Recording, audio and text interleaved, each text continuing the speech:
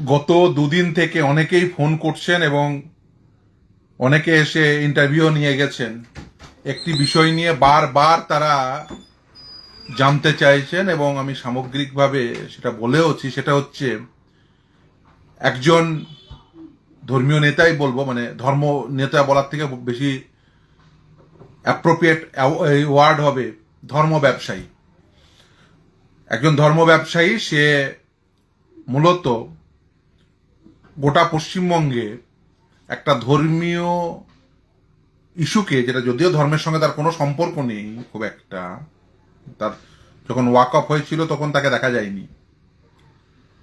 Walk up amendment হলো অ্যাক্টে, তার বাপের কবরস্থান বাঁচাতে তাকে দেখা যায়নি, উল্টে সে ক্যাবিনেট মন্ত্রী ছিল।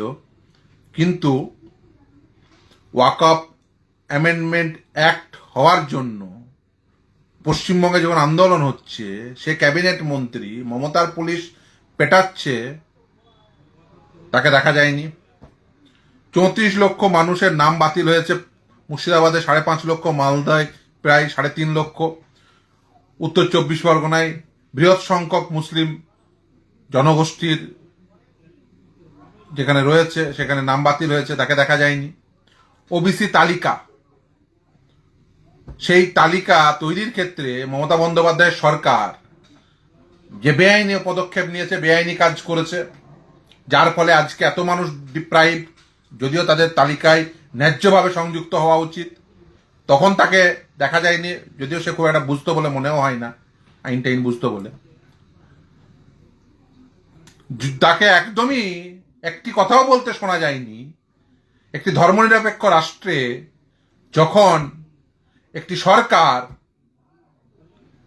ইমাম ভাতা দিতে দেওয়ার চেষ্টা করছে, বুঝলাম যে সে বলবে যে আমাদের ইমামকে দিচ্ছে, কিন্তু সেই সরকারই আবার মন্দির তৈরিতে টাকা দিচ্ছে। তোমার মাথায় টুপি, মুখে দাড়ি, জনগণের করের টাকা, মুসলমানের টাকায় তুমি মন্দির বানিয়েছো। তখন সেদিন বলেছো যে মমতা বন্দ্যোপাধ্যায় তুমি ভুল কাজ করছো? বলেছো? বলনি। এই সিদ্দিকুল্লাহ, আমি সিদ্দিকুল্লাহ চৌধুরীর কথা বলছি, অনেকেই প্রশ্ন করেছে। এ যখন দেখেছে যে তার রাজনৈতিক আর কোনো ভিত্তি নেই, তখন সে একটি ইস্যুকে কেন্দ্র করে আবার রাজনৈতিকভাবে ভেসে উঠতে চাইছে। এর আগে গোটা পশ্চিমবঙ্গে দেখেছেন, ওই সিঙ্গুর নন্দীগ্রাম পর্বে, বিশেষ করে নন্দীগ্রামে মুসলমানদের জমি কেড়ে নিচ্ছে এটা বলে মমতার কাছাকাছি এসে, আগেও ভোটে দাঁড়াতো, কোনোদিন ভোটে জিততে পারেনি।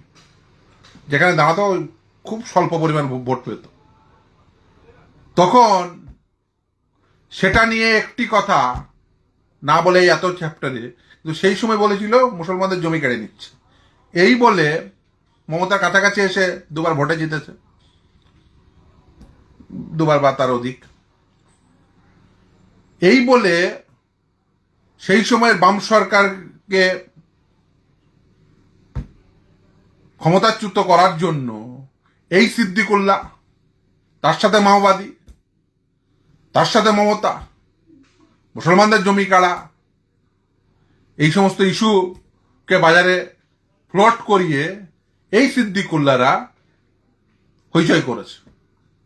আর তারপর ক্ষমতায় আসার পরে ওয়াকআপ থেকে শুরু করে এই এসআইআর, ওবিসি থেকে শুরু করে চাকরি চুরি, এই যে মুসলমান যে কতজন, যে কয়েকজন মুসলমান ছেলে মেয়ের চাকরি হতে পারতো সরকারি ক্ষেত্রে, এই চাকরি চুরি হওয়ার জন্য, চাকরি বিক্রি হওয়ার জন্য মেধাবী মুসলমানের ছেলের চাকরি হলো না বলেছে কোনোদিন? ও না জানে না বোঝে। এমনি সাধারণভাবে ও যদি এই রাজনীতি না করতো, ও তার আগে কি করতো? তার আগেও ধর্ম বেচত, ও ধর্ম বেচেই রাজনীতিতে এসছে, ধর্মকে হাতিয়ার করেই রাজনীতিটা টিকে ছিল। আবার যখন ক্ষমতাচ্যুত হয়েছে তখন আবার ধর্মকে আঁকড়ে ধরে আবার রাজনৈতিকভাবে ফিরে আসার চেষ্টা করছে। দয়া করে এদের এই উস্কানিতে, এদের প্ররোচনায় কেউ প্ররোচিত হয়ে ভুল পদক্ষেপ করবেন না। আমি সকলকে আহ্বান করছি, নিজের সন্তানের তাদের ভবিষ্যতের কথা ভেবে তাদেরকে কিভাবে ভালো করে পড়াশোনা করানো যায়, কিভাবে শিক্ষা দীক্ষা দেওয়া যায়, কিভাবে শিক্ষান্তে কাজ পাবে, কর্মসংস্থান হবে, কিভাবে স্বাস্থ্য পরিষেবা পাওয়া যায়, সেই সমস্ত ভেবে নিশ্চিতভাবেই ধর্মচারণ করার অধিকার প্রতিটি নাগরিকের রয়েছে। নিশ্চিতভাবে আপনার নামাজ পড়ার অধিকার রয়েছে, নামাজ পড়বেন, মসজিদে নামাজ পড়বেন। নিশ্চিতভাবেই মসজিদ মাদ্রাসা চালানোর অধিকার রয়েছে প্রতিটি নাগরিকের, চালাবেন। কিন্তু এদের মতো এরকম কয়েকজন ধর্ম ব্যবসায়ীর প্ররোচনায় প্ররোচিত হয়ে এমন কাজ কেউ করবেন না যাতে কালকে জেলে গেলে এই সিদ্দিকুল্লাহরা আসবে। এই সিদ্দিকুল্লাহ চৌধুরীরা যখন ওয়াকফের আন্দোলন করে জেলে গেছিল, এই মমতার পুলিশ পিটিয়ে পিঠের চামড়া তুলে নিয়েছিল, জেলে পাঠিয়ে দিয়েছিল। সিদ্দিকুল্লাহ এসছিল? আসেনি। আমি গিয়ে ছাড়িয়ে এনেছিলাম। সিদ্দিকুল্লাহরা একদম আসবে না। আপনার ছেলেকে উস্কে তাকে জেলবন্দি করবে, তাকে ক্রিমিনাল বানাবে। এই সিদ্দিকুল্লাহরা চায় যে মুসলমান সমাজের ছেলে মেয়েরা অশিক্ষিত থাকুক। যত বেশি অশিক্ষা থাকবে এদের ব্যবসা তত ভালো হবে। এই ধরনের ধর্ম ব্যবসায়ী যাদের ভিত্তি হচ্ছে ধর্ম, সেটাকে রাজনৈতিক অঙ্গনে ব্যবহার করে এরা টিকে থাকতে চায় রাজনৈতিকভাবে। এই ধরনের ধর্ম ব্যবসায়ীদের থেকে প্রত্যেকে দূরে থাকুন, নিশ্চিতভাবে ধর্মচারণ করবেন।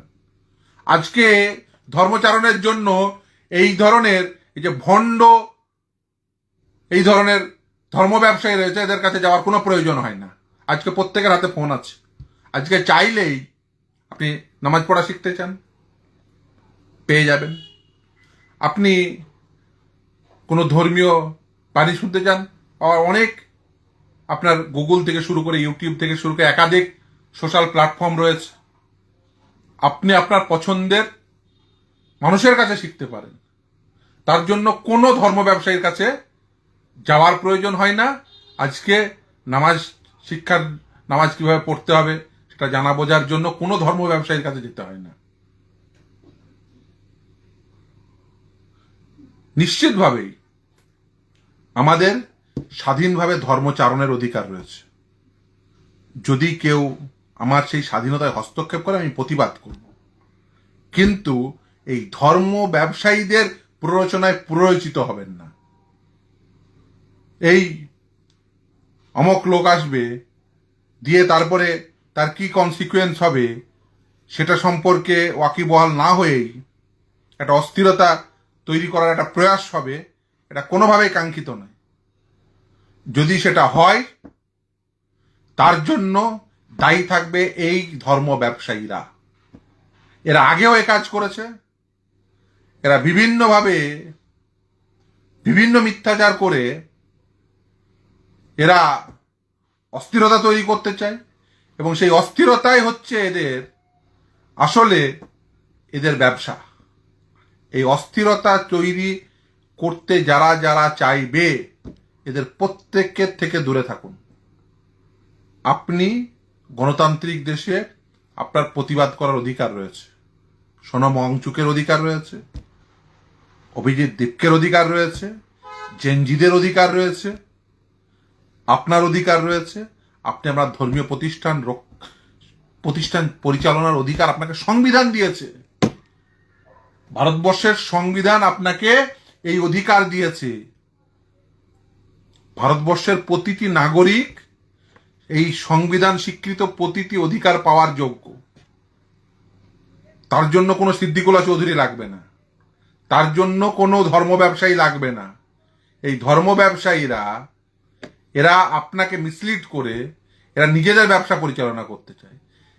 গ্রন্থাগার মন্ত্রী ছিল, কজনকে গ্রন্থাগার মুখী করেছিল, আর গ্রন্থাগারে কি বিক্রি হতো, মানে গ্রন্থাগারে কিনে নিয়ে গিয়ে কোন বই রাখা হতো? মমতার লেখা বই। ও তো যদি পড়ি যে কারো মাথা ঘুরতে শুরু করবে এখন। যেসব বই রাখা হতো। যে মানুষ মমতার বই গ্রন্থাগারে রাখতে পারে সে কেমন গ্রন্থাগার মন্ত্রী বুঝতে পারছেন? যে মানুষ মমতার ক্যাবিনেটের মন্ত্রী, মাথায় টুপি, মুখে দাড়ি, একদম নিজেকে ধার্মিক এটা প্রমাণ করার চেষ্টা, আর মমতার বাড়ি থেকে 1 কিলোমিটার দূরে এক ওয়াকফ সম্পদ রয়েছে টিপু সুলতান পরিবারের। আমি অনেকদিন বলেছি মমতার আমলে কবরস্থানের উপরে রোলের দোকান জুতোর দোকান হয়ে গেল। একদিনের জন্য বলেছে, বলার ক্ষমতা হয়েছে, এই মমতা বন্দ্যোপাধ্যায় আপনার পাড়ায় কি করে হয়? মমতা বন্দ্যোপাধ্যায় আমি সাচ্চা মুসলমান, জনগণের করের টাকায় কি করে মন্দির হচ্ছে বলেছে এই সিদ্দিকুল্লাহ? বলেনি। তখন যতটা পেরেছে চটি চেটেছে, আর চাটলে তো ওর মুখ দিয়ে কথা বেরোবে না, কারণ জীবের ব্যবহার তো চাটার জন্য হচ্ছে। ফলে এই ধরনের মানুষগুলোকে যতটা পারবেন দূরে রাখুন, এরা এদের প্ররোচনায় পরিচিত হবেন না। এই ধরনের ধর্ম ব্যবসায়ীদের প্ররোচনায় পরিচিত হলে আপনার ছেলেমেয়েরা বিপদে পড়বে, আর এরা কেউ বিপদের দিনে কেউ থাকবে না। এরা উল্টে আপনাকে বিপদে ফেলে কেটে পড়বে। ফলে এই যারা আপনার সন্তানদের বিপদে ফেলতে চায় তাদের থেকে দূরে থাকুন। আপনার সন্তানকে সুশিক্ষায় শিক্ষিত করুন, শিক্ষান্তে যাতে কর্মসংস্থান হয় তার ব্যবস্থা করুন, সঠিকভাবে জীবনে চলার চেষ্টা করুন, সেইগুলো করুন। দয়া করে এই ধরনের ধর্মীয় ব্যবসায়ীদের প্ররোচনায় পরিচিত হয়ে কেউ কোনো প্রকার ভুল পদক্ষেপ করবেন না, কারণ এদের দ্বারা যারা যারা পরিচিত হয়েছে তারা প্রত্যেকে ভুল পথে গেছেন, এবং এরা চেষ্টা করে মানুষকে যতটা পারা যায় অশিক্ষায় রাখবো, কুশিক্ষায় রাখবো, তাহলে এদের কিন্তু ধর্ম ব্যবসা চলবে। এদের কারোর ক্ষমতা নেই যে কোনো একটি অফিসে, কলকাতার কোনো একটা অফিসে এদেরকে ক্লার্ক হিসেবে নেবে। ওর সেই ক্লার্ক হওয়ার যোগ্যতা আছে, একটা অফিসে ক্লার্ক হিসেবে এদেরকে নেবে না, ওকে কেউ ফাইল বইতে নেবে না। আর এরা জানে যে ধর্ম ব্যবসাটা ভালো চলবে, এই ধর্মটাকে হাতিয়ার করে রাজনৈতিকভাবে ক্ষমতায়িত হবে। এই ধরনের মানুষজন যারা আপনার সন্তানকে অশিক্ষা কুশিক্ষায় ভরিয়ে দিতে চায়, অশিক্ষা কুশিক্ষায় রেখে দিতে চায়, যারা চায় যে মানুষের মধ্যে কুসংস্কার থাকুক, মানুষের মধ্যে অশিক্ষা থাকুক, মানুষের মধ্যে কুশিক্ষা থাকুক, তার ফলে এদের ব্যবসা চলবে, এরা টিকে থাকবে, রাজনৈতিকভাবে টিকে থাকবে, এদের অস্তিত্ব টিকে থাকবে। এই ধরনের মানুষদের থেকে দূরে থাকুন। আর নিশ্চিতভাবেই আমার স্বাধীনভাবে ধর্মচারণের অধিকার রয়েছে, আমার ধর্মীয় প্রতিষ্ঠান পরিচালনার অধিকার, সেখানে কেউ হস্তক্ষেপ করতে পারেন না, সেটা অন্য সাবজেক্ট ম্যাটার। তার জন্য তার যে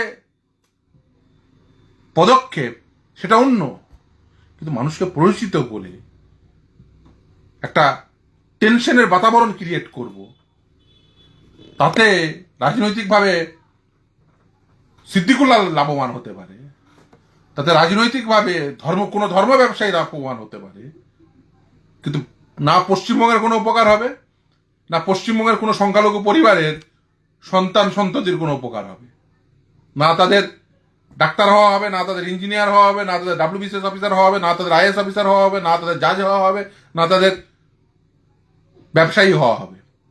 এদের দ্বারা পরিচিত একদিন শুনেছেন শিক্ষার জন্য দাবি তুলেছেন? একদিন শুনেছেন যারা বলেছেন যে হ্যাঁ এরকম একটা অল্টারনেটিভ ইনস্টিটিউট তৈরি করব, যে ইনস্টিটিউশনে থেকে এই ধরনের মানুষজন বেরিয়ে যাবে, doctor, engineer, IAS officer, WBCS officer, অধ্যাপক, শিক্ষক, বিচারপতি, বিচারক? না, এরা কি করে, কোন একটা ইস্যু হবে, ধর্মীয় সুশ্রুতি থাকবে, সেখানে গিয়ে ধর্মীয় সুশ্রুতি দাও। নন্দীগ্রামে ওর কি কাজ ছিল? যদি ধর্মীয় নেতা, মুসলমানদের জমি কেড়ে নেওয়া হচ্ছে, কোন মুসলমানের, তারপরে নন্দীগ্রামে গিয়ে কি করেছে? এই সব লোকজন যারা নিজেদের রাজনৈতিক অস্তিত্ব টিকিয়ে রাখার জন্য ধর্মকে ব্যবহার করে, তাদের প্রত্যেককে দূরে ছুঁড়ে ফেলুন। এদের দ্বারা প্ররোচিত হয়ে কেউ এমন পদক্ষেপ করবেন না যাতে আপনার ছেলে মেয়ে বিপদে পড়ে, এবং সেই বিপদ থেকে রক্ষা করার জন্য এরা কেউ আসবে না।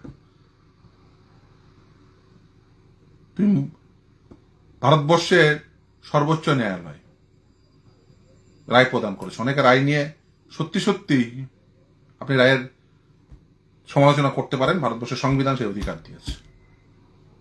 একদিন বসে ওই বাবরি মসজিদ, রাম মন্দির যে ইস্যু, একদিন রায়ের কপি নিয়ে যে রায়ের কোন অংশে ঠিক আছে কোন অংশে ভুল আছে এটা কেন এই প্রশ্ন তুলেছে।